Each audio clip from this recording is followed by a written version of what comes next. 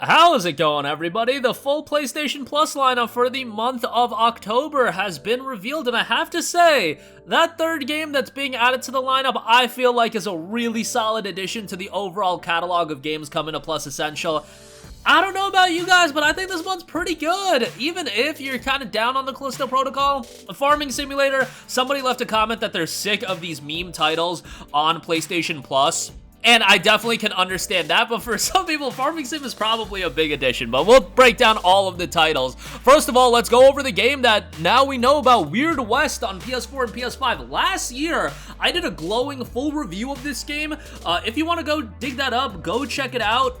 I thought the game was pretty darn good and offered a lot to like. Did it have its issues? Certainly. It had bugs, it had some glitches, it had some, definitely a little bit rough around the edges. Now, when I played it, it was pre-release, and I haven't really revisited the game after launch that much, so, you know, it might have been refined by now, but it's a game I really enjoyed. This is a game that has a real big focus on decision-making, and what I liked about Weird West is that the decision-making actually had really big consequences. I think that it's fine and dandy to do decision making and choices, but I look at a game like Horizon, for example. That game, you guys know how it has those like pivotal decisions? Like, nobody cares about those because they actually have zero consequences throughout the game. But Weird West, your decision making actually has consequences. And I didn't mean to crap on Horizon, but like, bro, those literally have no consequences. Weird West, your decisions that you make throughout the game actually has you know, viable consequences and things that'll change your playthrough.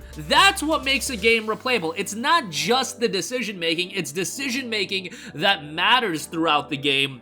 And Weird West, I feel like, had decision-making that mattered throughout the game. And it's not only just, oh, you pick this instead of this in terms of dialogue choices, it's actual actions and how you tackle situations throughout the game. So I really appreciated that. The story itself is fairly good. You go through these different chapters of these different characters, and it all comes together by the end. And it's a pretty well-done game. It's also pretty lengthy. Like, if you take your time with it and try to do everything, it's a sizable game to go through with all of the different campaigns that you do play through, and, you know, all of the optional activities that you can also take part in.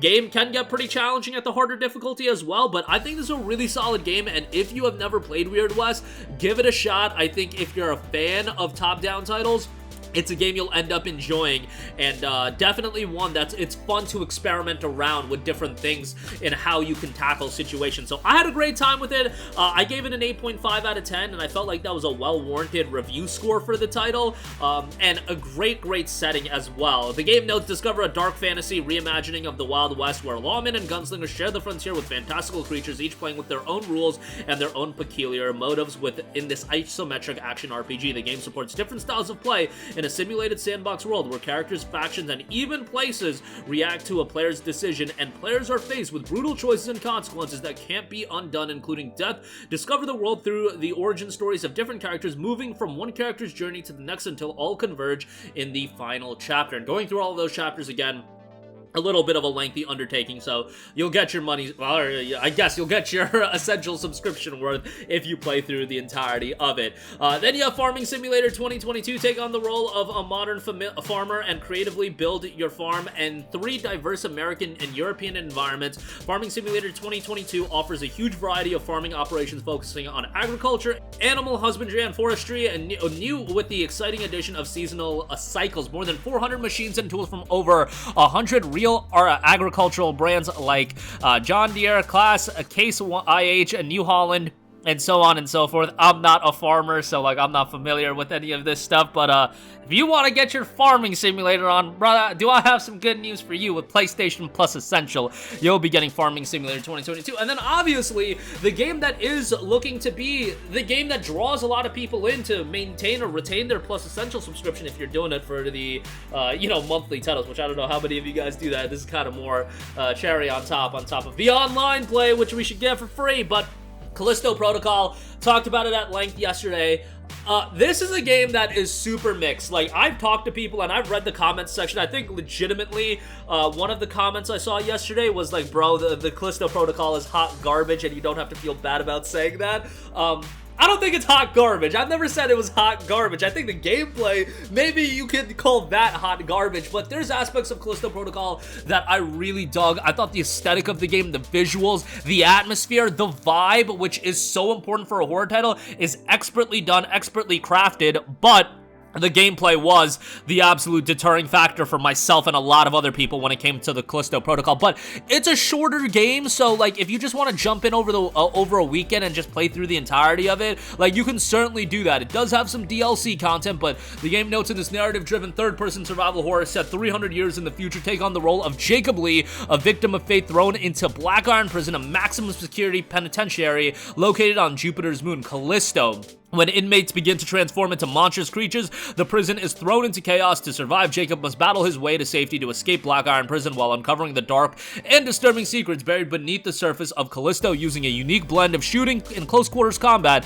Jacob will need to adapt his tactics to combat the rapidly evolving creatures while scavenging to unlock new weapons, gears, and abilities to outrun the growing threat and escape the horrors of Jupiter's moon. So, a really, really decent addition here. I was about to say good, but the game itself is valued highly. Like, it still goes for 20 to 30 bucks on sale, so the fact is, value-wise, it's there. Game quality-wise, that's really where the debate is gonna begin. But I really think everybody should at least give the game a shot. I think for some, the visuals, the aesthetics, the atmosphere is gonna be enough to win you over, especially because, hey, credit to them, month of October, Halloween coming up, they're dropping Callisto Protocol. Okay, I can get down with that. That's actually, you know, timing-wise, that works out well. You know, if you just want to see some gruesome decapitations, Callisto Protocol is going to offer you that. But for those of you a bit squeamish, like that is a little bit of a element of the game. Remember that also until October the 2nd, you have time to add a Saints Row, Black Desert, Traveler Edition, and Generation Zero. How about these like mid 2022 titles just being given away with Plus Essential? Saints Row 2022 last month, and now this month Callisto Protocol. Like these, well, kind of hotly anticipated titles, I would say, in 2022. That really failed to deliver. I would say Callisto Protocol definitely better received than Saints Row 22. The thing with Callisto as well is that this game was like a financial flop, as we have uncovered recently. Glenn Schofield departing from Striking Distance Studios, which is just wild to think about in the game. While selling a comfortable 2 million units, that is not deemed successful in the year 2023. You gotta sell Krafton's expectation of 5 million units to be successful. So, yeah, in that instance, it's an absolute flop. But what can you do? Not every game is gonna be a home run. I look at Immortals of Aveum as well, and those are two games that really stick out to me. They adopted a $70 price tag. They were big budget titles, but man, is it a glaring reminder that maybe some of these games need to be scaled back a little bit. But that'll do it for me. Again, this is the lineup. I think Weird West adds a lot of value to the lineup, and I would actually say the month is pretty decent, pretty good even. But let me know what you guys think down below. Sound off there. Thank you for watching, and goodbye. Hey guys, we hope you enjoyed the video, and if you did, make sure to hit the subscribe button, and if you're already subscribed, do us a favor and hit the bell icon. This way you'll be notified whenever we post a new video. That's the best way to keep up with all of our uploads, and we usually try to upload 2 videos a day. And with the bell icon hit, you'll be notified whenever we do upload a video. As always, thanks for watching.